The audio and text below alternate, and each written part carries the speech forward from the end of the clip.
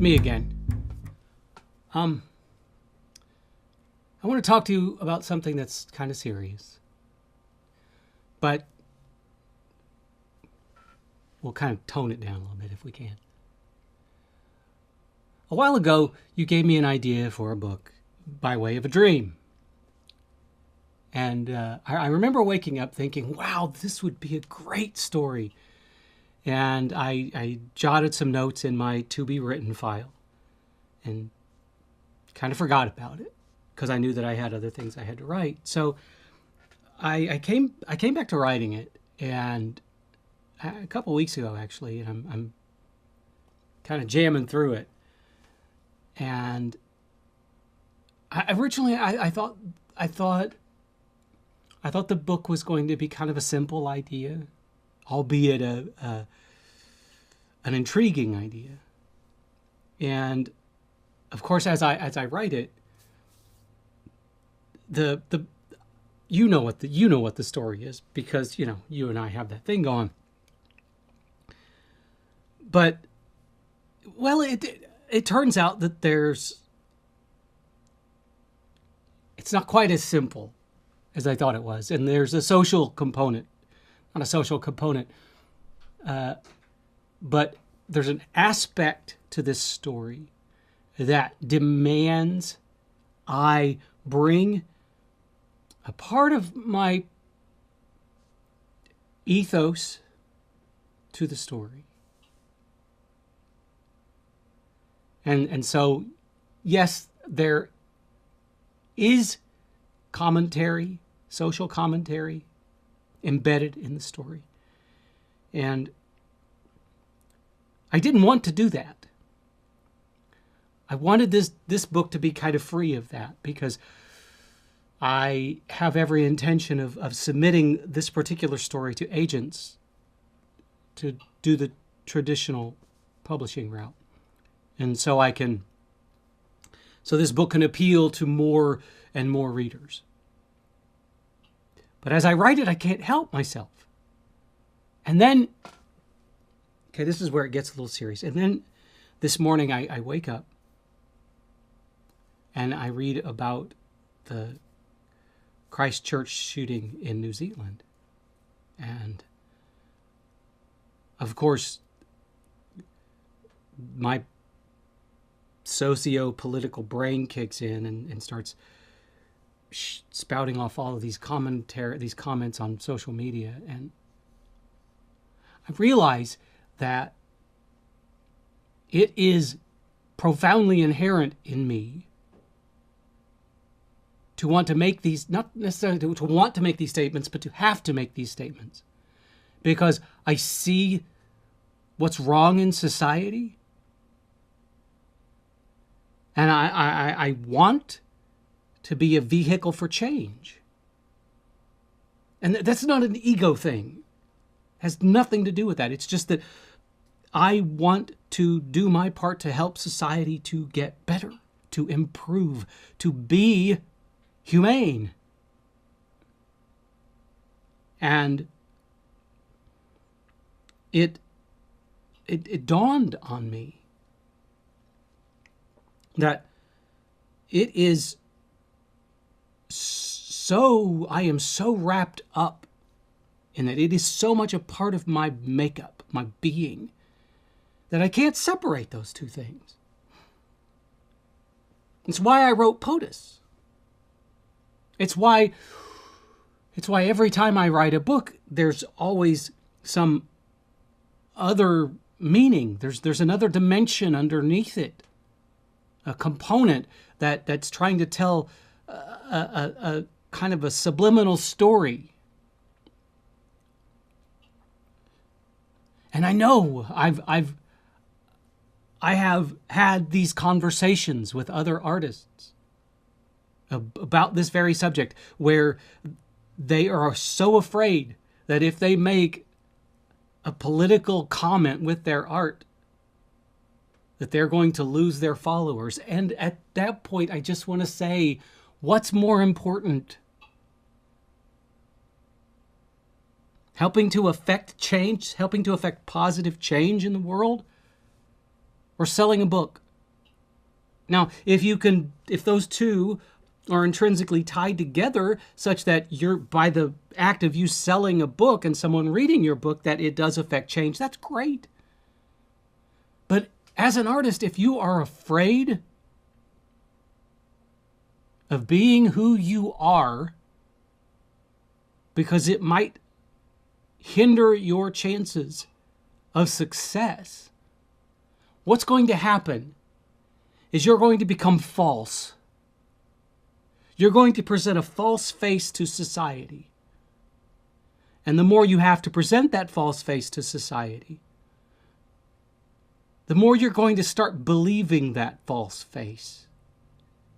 And you're going to become that person that you're not. And the second you become that person that you're not, your art is affected. So if I weren't who I am, if I did not have a voice that wanted to affect positive change in society, either by way of speaking out about politics, equality, or whatever, if I didn't have that part of me, I would lose a dimension in my art and I would become something else, and my voice would change, because our voices as artists are created by all of the things that make us unique. And if we strip away one facet of that which makes us unique, our art suffers.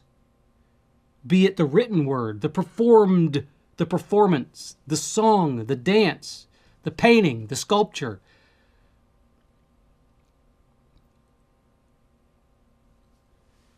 We as artists have to be as multidimensional as we can. And that doesn't mean to apply fake dimensions to us. It doesn't mean to become something that we're not. It means to be true to who we are.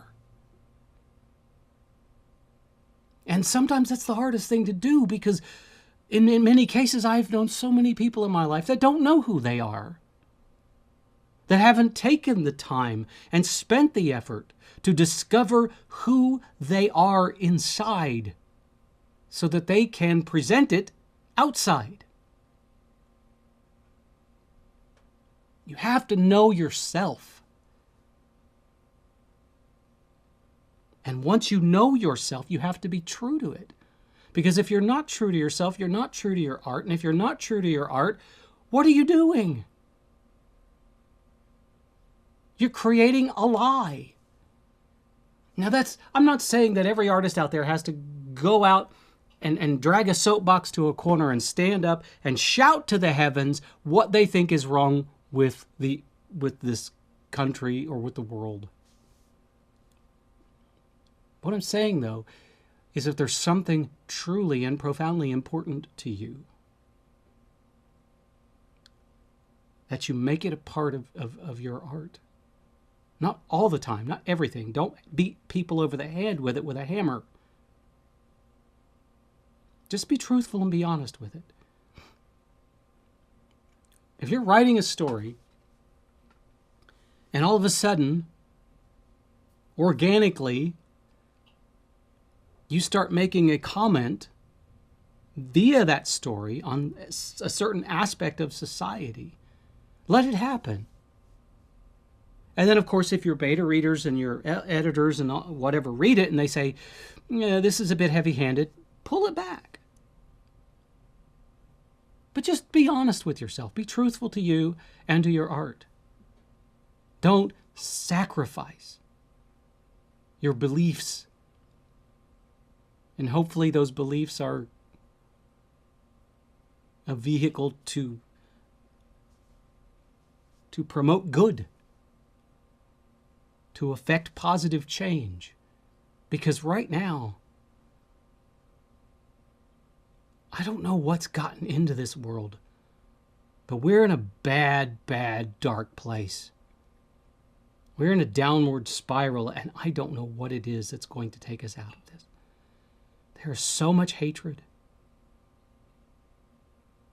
And for what? The color of someone's skin? The God in which they choose to worship? We're all just trying to survive. We're all just trying to live a life as best we can. And it breaks my heart to know that there are people out there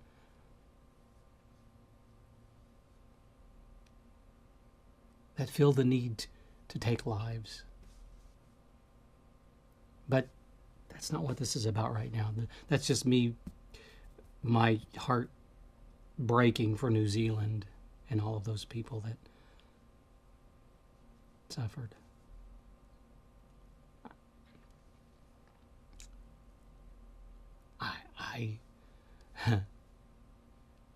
It's a rare occasion where I am at a loss for words. I'm just truly hoping that someday someone will find the solution for that which ails the human race. Until then, as an artist, I'm going to make comments on it. And I'm going to do everything I can to affect positive change in a world. And I'm going to do it through my art. And hopefully someone out there will read something I've read and it'll click. And I mean, what more can you ask for as an artist than to help open somebody's eyes to a positive truth? That beats the hell out of book sales. I don't mean to laugh at it. I mean, I've had people reach out to me and say that my books have helped them through a very rough time. And that is worth more than a book sale, knowing that I helped somebody. And I like to think that every artist out in the world feels the same way. Anyway, sorry to get philosophical or a little too deep for our normal conversations, Muse, but that was on my mind this morning and I wanted to communicate it to you. The idea that you gave me for this story is, I think, a great, a great vehicle for something like this. And I hope that it comes through. I don't know if you intended it to be that, Muse. I think maybe you were just like, hey, here's a fun idea.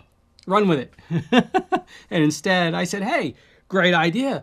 Let's see what we can comment on. Let's make a social commentary on with this book. Yeah, awesome. Woo!